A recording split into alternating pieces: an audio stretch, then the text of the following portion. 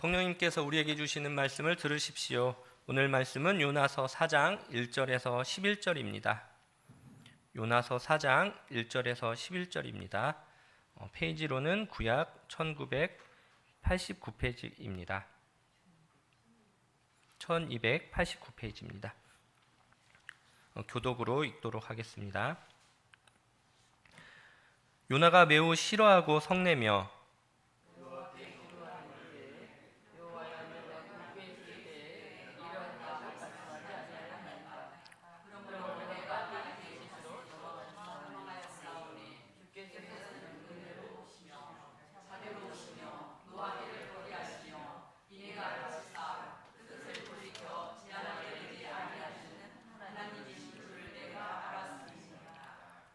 여호와여 원하건대 이제 내 생명을 거두어 가소서. 사는 것보다 죽는 것이 내게 나음이니이다 하니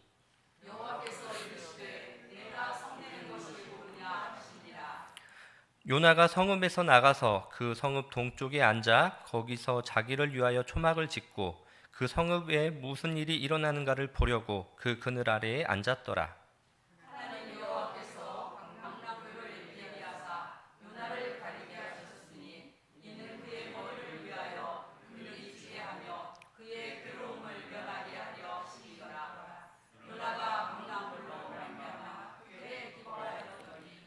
하나님이 벌레를 예비하사 이튿날 새벽에 그 박넝쿨을 갉아먹게 하심에 시드니라.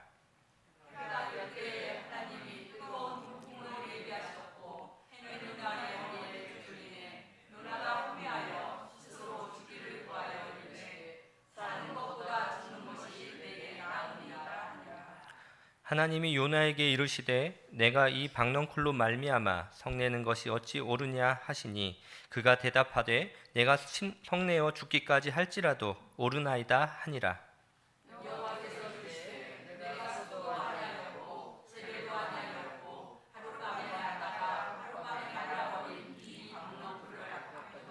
같이 읽겠습니다. 하물며 이 큰 성읍 니느웨에는 좌우를 분별하지 못하는 자가 12만여 명이요 가축도 많이 있나니 내가 어찌 아끼지 아니하겠느냐 하시니라. 아멘. 내가 아끼는 것이 무엇이냐라는 제목으로 김성희 목사님께서 말씀 전해 주시겠습니다.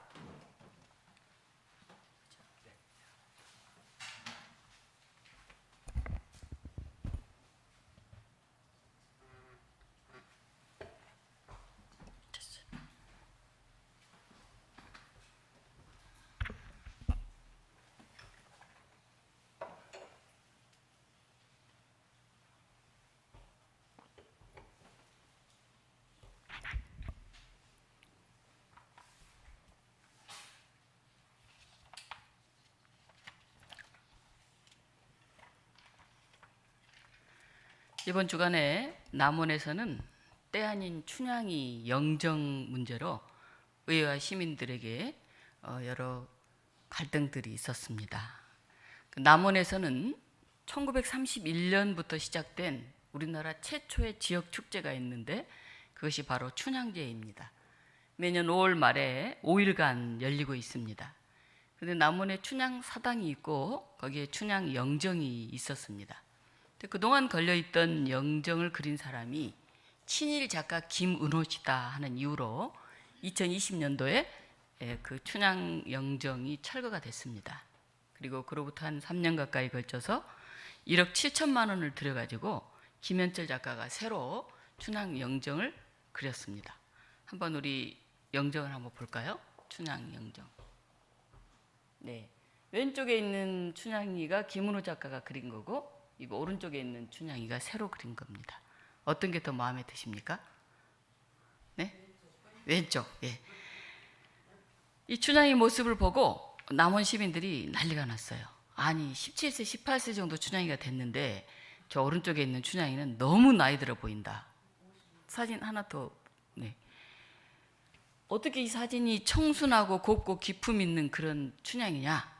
말도 안 된다. 그래가지고 대부분 시민들이 지금 반대를 하고 있습니다. 우리 조선 후기에 그린 신윤복의 미인도를 한번 보도록 하겠습니다. 미인도. 당시 미인은 이렇게 생겨야 한다고 생각했습니다. 어떻습니까? 미인처럼 보이나요? 네. 어떤 사람은 아이고 쌍꺼풀도 없는 게 미인이냐, 별로 미인 같지 않다, 이런 사람도 있습니다. 예, 또 다음, 네, 태국 고산족 키렌족의 사진입니다. 이 미인이에요. 키렌족은 여자아이가 6살 때 되면 목에 황금 목걸이를 하나, 그 다음 둘, 이렇게 계속해서 이 목이 길면 미인이라고 그럽니다. 또 아래 사진 하나 볼까요? 예.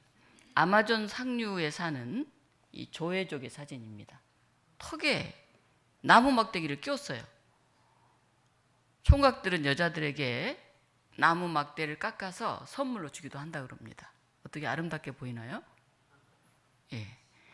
그 다음 에티오피아 무르시족은 이 여자가 15세가 되면 약 4cm 정도 되는 접시를 입술에 끼운다 그럽니다.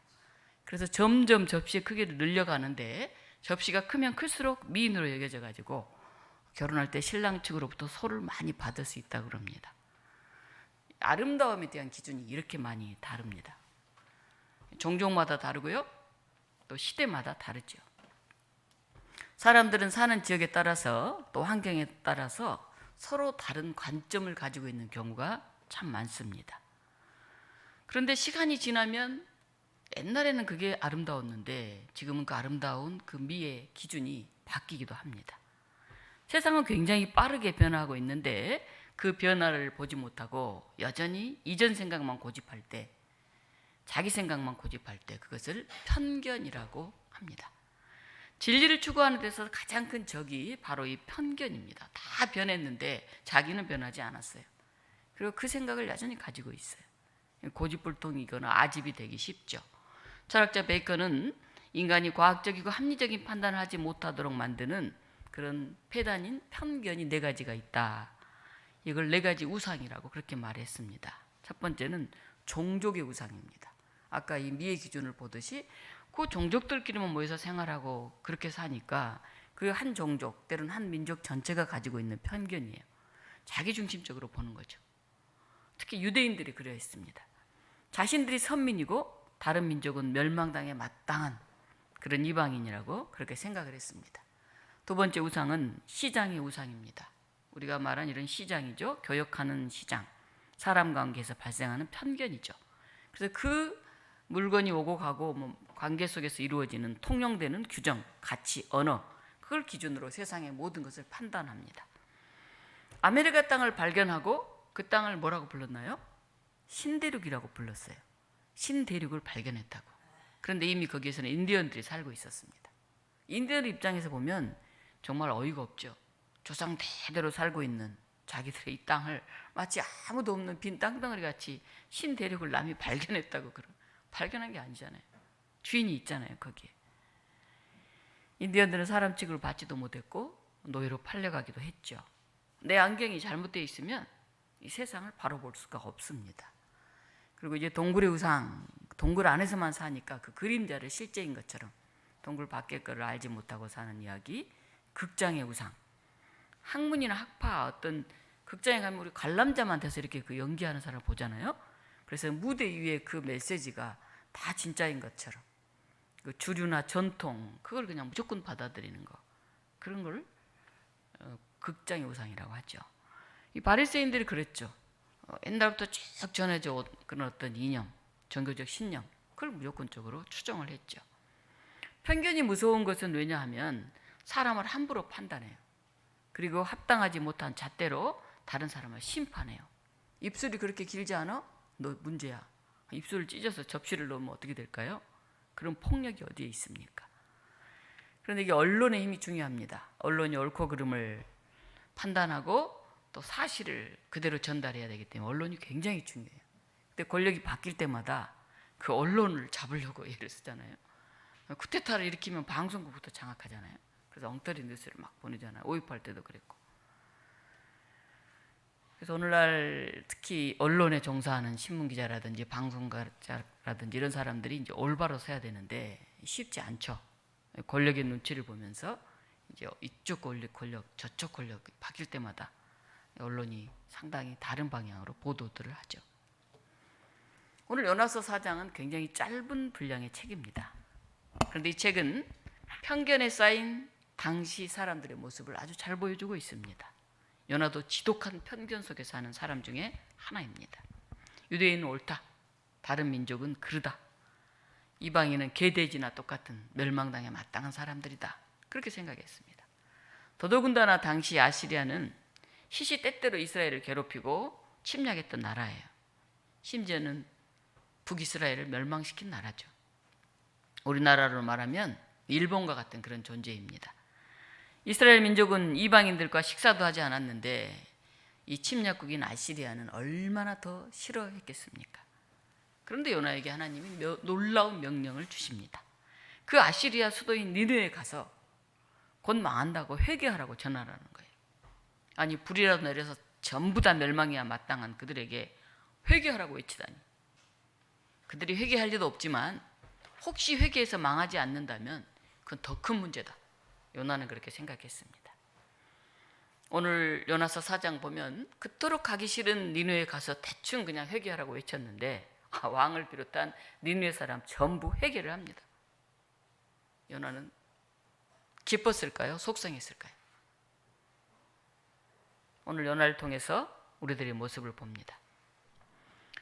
요나는 아시리아를 멸망시키지 않는 것이 자기 생각과 다르다고 오히려 하나님께 화를 냅니다.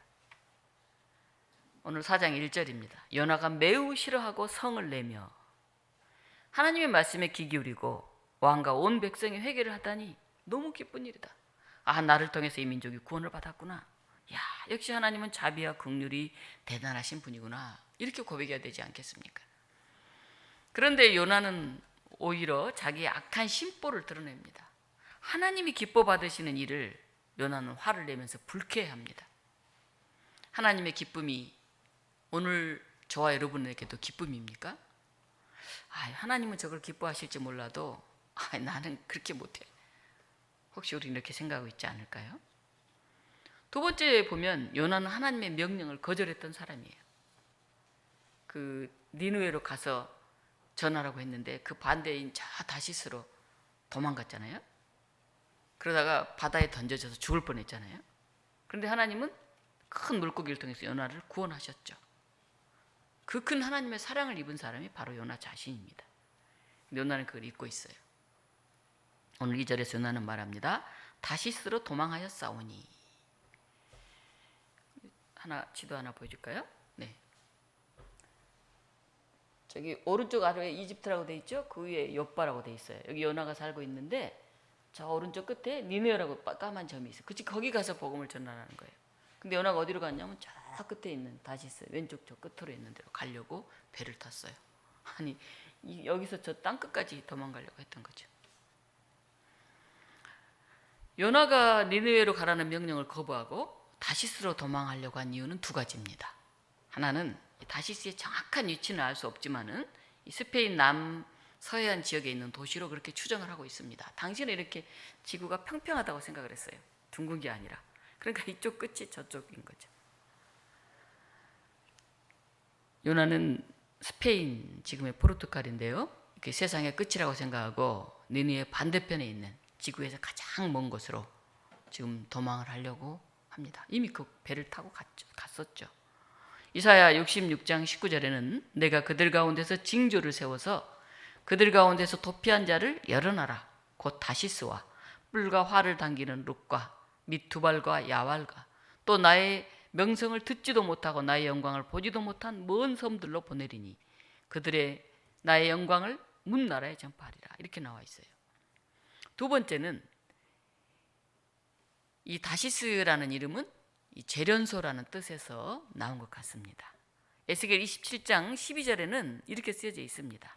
다시스는 각종 보화가 풍부함으로 너와 거래하였으며 은과 철과 주석과 납을 너의 물품과 바꾸어 갔도다. 이렇게 기록되어 있습니다.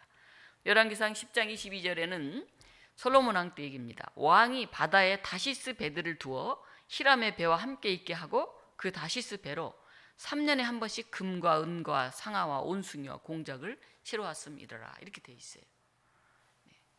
다시스에서 가져오는 은박은 이스라엘뿐만 아니라 당시 온 세계에 큰 인기가 있었죠. 다시스는 풍요로운 곳이에요. 각종 보화, 은, 철, 주석, 납 이런 게 풍부한 곳이죠. 아마 요나는 다시스로 가면 떵떵거리고 살지는 못한다 할지라도 비교적 안정되고 풍요로운 삶을 누릴 수 있지 않을까 이렇게 생각했던 것 같습니다. 하나님은 죽게 된 요나를 구해주셨습니다. 배를 타고 다시스로 도망하는데 큰 폭풍이 일어가지고 배가 파산지경에 이릅니다. 당시 사람들은 이런 풍랑이 일어나면 이게 우리가 무슨 죄가 있어서 잘못이 있어서 이런저런 일이 일어났다 이렇게 생각했습니다. 그래서 누가 잘못이 있는지 제비를 뽑아보자 하고 제비를 뽑았어요. 그랬더니 요나가 뽑혔습니다. 그때서 비로소 요나가 고백을 합니다. 나는 히브리 사람입니다. 바다와 육지를 지으신 하늘의 하나님 여호와를 경외하는 사람입니다. 내가 하나님의 얼굴을 피하여 도망갔더니 이런 일이 생겼습니다. 그리고 고백합니다. 나를 바다에 던지십시오. 바다가 막 더 흉흉해지자 뱃사람이 막 부르짖습니다. 그래서 뱃사람들이 이렇게 이제 고백을 합니다. 여호와여 구하오니 이 사람의 생명 때문에 우리를 멸망시키지 마옵소서. 무죄한 피를 우리에게 돌리지 마옵소서. 주 여호와께서는 주의 뜻대로 행하시옵소서. 이 사람들이 요나 때문에 하나님을 알게 되고 하나님께 기도를 하게 돼요. 그리고 요나를 바다에 던지니까 비로소 풍랑이 잔잔해집니다. 하나님은 요나를 사랑하셨기 때문에 큰 물고기를 보내서 요나를 삼키게 하죠. 그리고 사흘 동안 물고기 뱃속에 있을 때 이번에 요나가 기도합니다. 하나님께 구원해달라고 간절히 기도합니다. 그 감사를 잊지 않겠다고. 그렇게 고백을 합니다. 하나님 사흘 만에 요나를 저기 다시 니느웨에 있는 거기다 갖다가 토해내죠. 요나가 할 수 없이 이제 니느웨 멸망을 선포하죠. 그런데 놀라운 일이 일어나요. 니느웨 사람이 하나님의 말을 들을 리가 없지. 아니 안 들어야 돼. 이렇게 생각하고 할 수 없이 선포했는데 니느웨 왕과 백성들이 다 회개를 합니다. 그리고 하나님은 재앙을 내리지 않습니다. 그리고 나서 이제 오늘 마지막 우리가 읽은 요나서 4장입니다. 사람들은 자기를 합리화하는 그런 속성이 있습니다. 요즘 말로 하면 내로남불이라 그렇게 말하죠. 내가 하면 로맨스고 다른 사람이 하면 불륜이라는 거죠. 남이 하면 비난하다가도 자기가 할 때는 그걸 합리화하는 그런 태도를 말합니다. 요나 자신도 하나님의 명령을 자기 편견과 판단에 의해서 거부하고 도망갔던 어찌 말하면 배신자죠. 자신은 용서를 빌고 구원을 받았어요.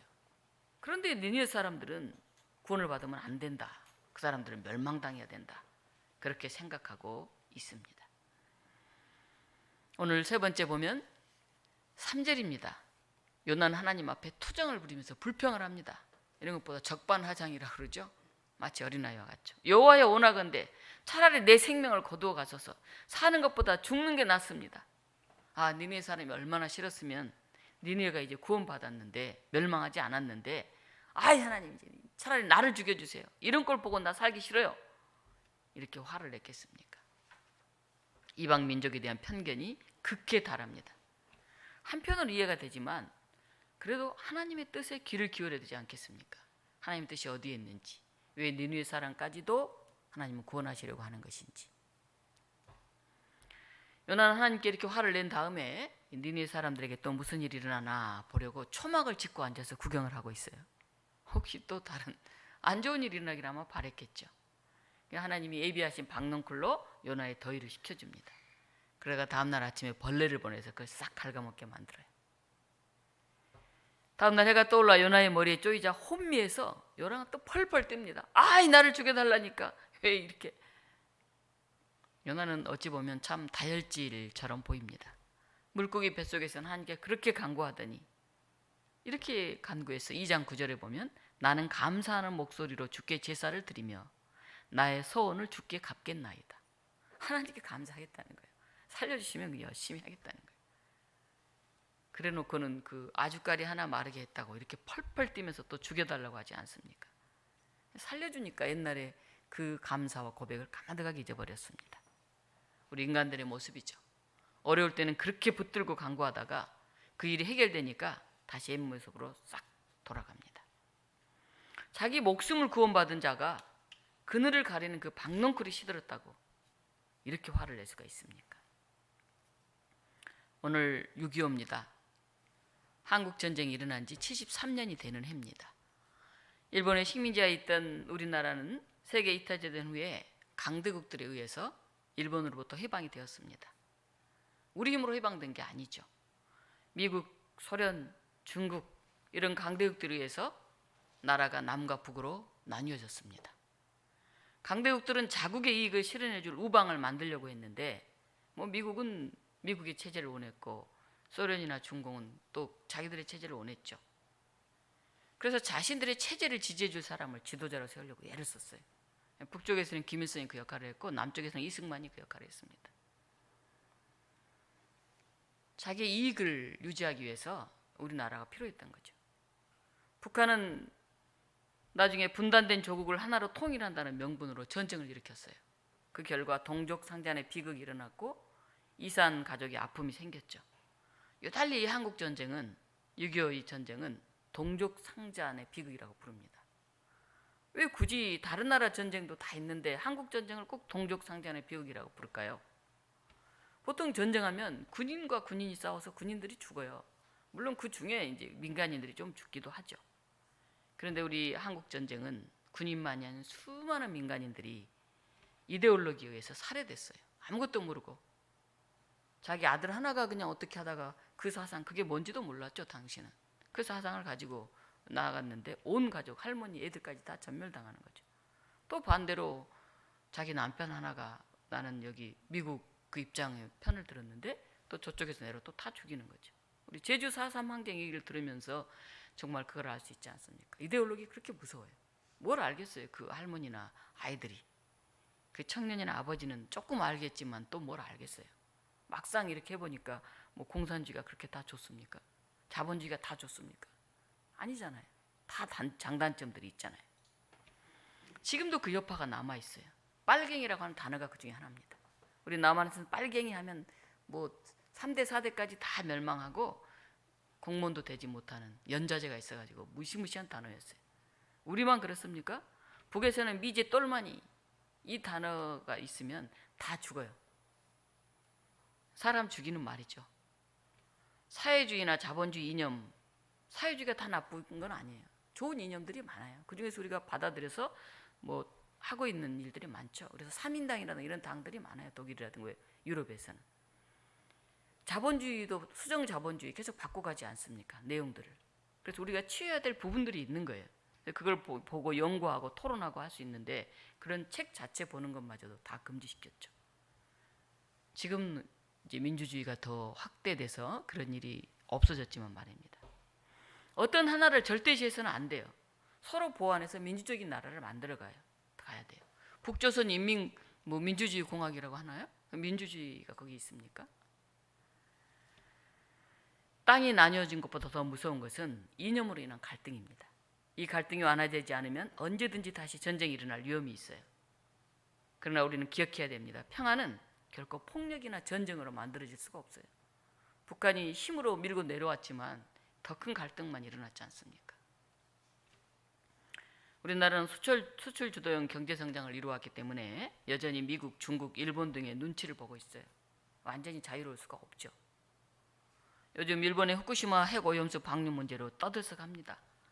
지금부터 12년 전 2011년 3월 11일 일본을 관통한 대지진과 쓰나미로 인해서 후쿠시마 원자력 발전소에서 방사능이 유출되었어요. 전원이 갑자기 중단되면서 수소 폭발이 일어났어요. 그래서 방사능 물질을 포함한 기체가 다량 외부로 노출이 되었습니다. 일본 정부는 원자력 사고 등급 중에 최고 위험 단계인 레벨 7로 발표했어요. 소련 체르노빌하고 일본이 후쿠시마 원전이 레벨 7이에요. 가장 위험한 단계입니다. 그리고 핵 원료를 내원 정지 상태로 만들어서 방사능 유출을 막았습니다. 파손된 건물을 덮개로 씌워가지고 방사능이 확산되지 않도록 했어요. 그리고 반경 20km 내의 주민들은 다 밖으로 대피시켰습니다. 중장기적으로 핵 연료를 별도 저장소로 옮기고 건물 토양 등에 부착된 방사능을 제거할 그런 방침임을 발표했어요. 사고 당시 54기나 됐는데 38기가 운전 중이었습니다. 그중에. 근데 다 운전을 중단시키고 딱 2기만 남겼었어요. 자국 내 원전 17기를 폐기하겠다고 그렇게 발표했습니다. 그대로 세계는 원자력 발전에 대한 근본적인 회의가 일어났어요. 너무 이건 위험하다. 생명과 바꿀 어마어마한 일이다. 그 후로는 일본에서 불어오는 바람도 사람들이 겁을 냈고 우리나라나 중국이나 러시아는 한동안 물고기를 먹지 않았습니다. 12년 전의 얘기입니다. 일본은 다음 달에 국제원자력기구 최종평가보고서 결과를 보고 나서 온전 오염수를 바다에 방류하겠다 이렇게 발표를 했어요. 오염수 저장고가 가득 찼기 때문에 더 이상 넣어둘 데가 마땅치 않다. 그리고 정화를 시켜서 방류하면 문제가 없다. 이렇게 얘기를 합니다.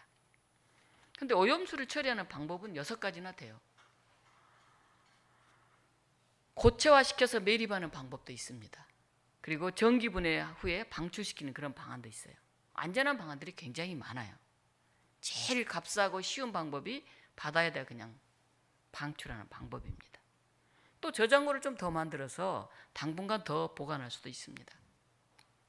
코로나 이후에 전 지구적으로 환경에 대한 관심, 사람만이 아닌 동식물, 어류, 바다와 산, 천연자원 등에 대한 관심이 고조되고 있습니다. 이런 상황에서 핵 오염수를 바다로 바로 방류한다는 것은 인접한 우리나라는 큰 문제가 아닐 수가 없어요. 저는 우리 정부가 이 정도에 되면 괜찮다 이런 입장을 하지 말고 돈 좀 더 들더라도 안전하게 좀 해라. 다른 방법을 좀 써라. 이런 방법들이 있지 않냐. 이렇게 얘기를 해야 된다고 봅니다. 근데 적당히 넘어가서는 저는 안 될 문제라고 봅니다.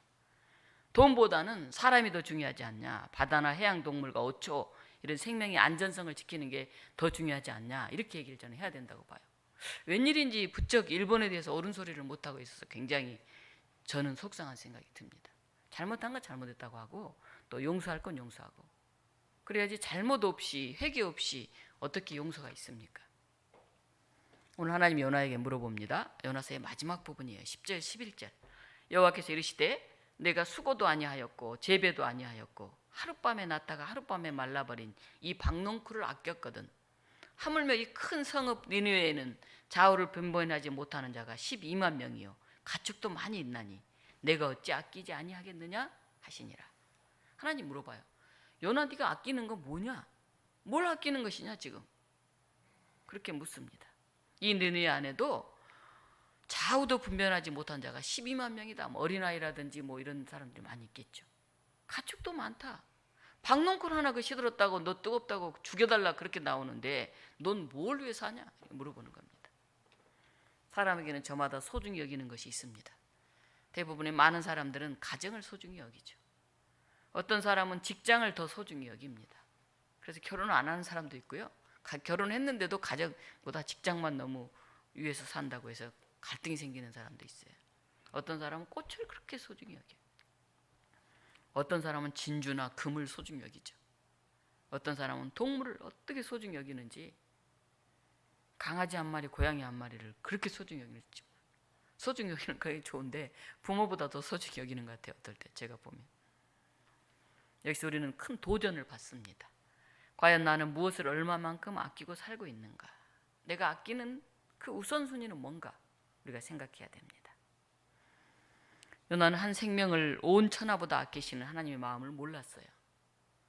그래서 하나님의 기쁨이 나의 기쁨이 돼야 되는데 그걸 몰랐습니다. 혹시 우리가 머리로는 안다고 생각하면서 우리 가슴으로는 모르고 있는 게 아닐까요? 우리는 이런 요나 같은 사람이 아닐까요? 우리 종족만, 우리 가정만, 우리 교회만, 나만 이렇게 아끼는 사람이 아닐까요? 복음성과 주님의 마음이 있는 곳에 가사입니다. 제가 한번 읽어볼게요. 주님의 마음이 있는 곳, 주님의 시선이 있는 곳 내가 있길 원하네. 광야에 꽃을 피우시고 사막에 강물을 내시는 주의 놀라운 손길. 푸른 마르고 꽃은 시드나 주의 말씀은 영원하네.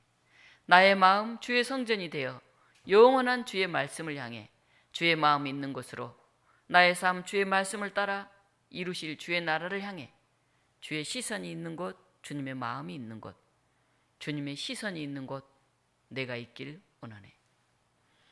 사랑하는 교우 여러분, 6.25 한국전쟁 73주년을 맞으면서 우리가 생명과 평화를 노래합시다. 생명과 평화는 하나님의 마음과도 같은 온 세계의 보편적인 가치입니다. 전쟁이 있는 곳, 폭력과 갈등이 있는 곳, 편견과 차별이 있는 곳에서 우리는 하나님의 사랑과 정의의 복음을 전합시다. 그것이 저도 살고 여러분도 살고 우리 지구도 살리는 길입니다. 하나님을 사랑하고 아끼는 생명, 우리에게 허락하신 이 지구 공동체를 아름답게 가꾸어 가게 하옵소서. 하나님의 기쁨이 나의 기쁨이 되게 하옵소서. 오늘도 이렇게 기도하는 우리 모두가 되기를 간절히 축원합니다. 사랑의 하나님, 6.25 73주년을 맞이합니다.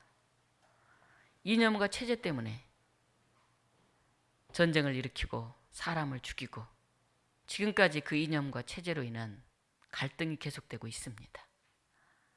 보고 싶은 형제자매들을 보지 못하고 이산가족이 되고 세계에서 단 하나뿐인 분단된 나라가 되어 있습니다. 하나님 이 나라를 불쌍히 여겨 주시옵소서.